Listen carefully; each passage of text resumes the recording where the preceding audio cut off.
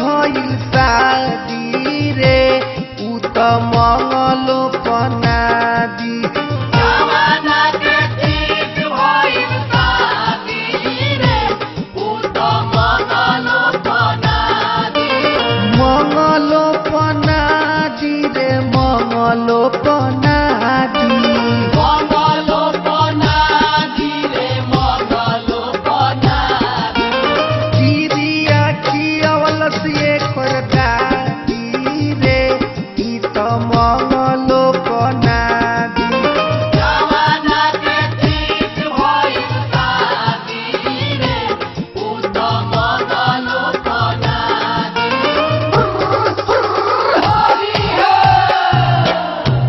जीजा के अपना मना लो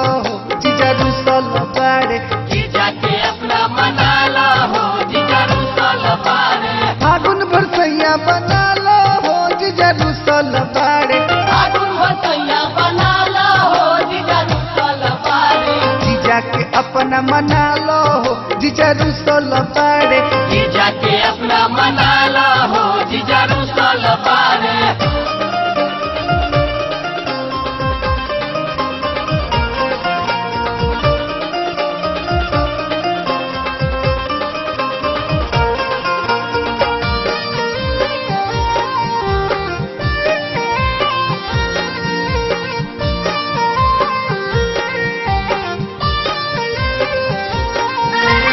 बाबा से पतोहिया आइल ससुरारे, बड़ा खुश रहे भसुरा। जैसन बैगन नैहर खैनी राजा जी के बाबेना कैसन बैगन नैहर खैनी राजा जी के बाबेना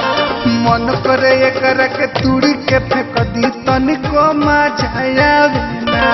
मन करे कर के दूरी के फेंक दी तनको मजा आवेला मन करे कर के दूरी के फेंक दी तनको मजा आवेला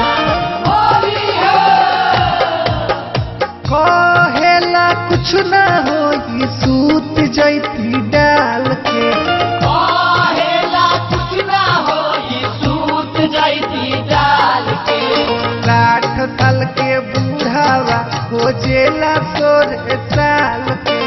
7 साल के बूढ़ावा खोजेला 16 साल के 7 साल के बूढ़ावा खोजेला 16 साल के हमारा सवतिया पर गइले राजा जी हमारा सवतिया पर गइले राजा जी ओ करे के लेके सखी रह गइले राजा जी ओ करे के लेके सखी रह गइले राजा जी मरद से दर्द दूर न होला कतनो लगाई तेल मरद से दर्द दूर न होला कतनो लगाई तेल चढ़ल बा फागुन त छछना तजिया खेले न ढंग से खेल हमर सैया जी जगहे पहोई जाले थे हमार सैया जी जगहे पर होई जाले फेर हमार सैया जी जगहे पर होई जाले फेर हमार सैया जी होली जब से चढ़ के आइल डोली अपने घर में खेले होली जब से चढ़ के आइल डोली अपने घर में खेले होली सासू जी से पुआ पकवावे रे पतोहिया सास जी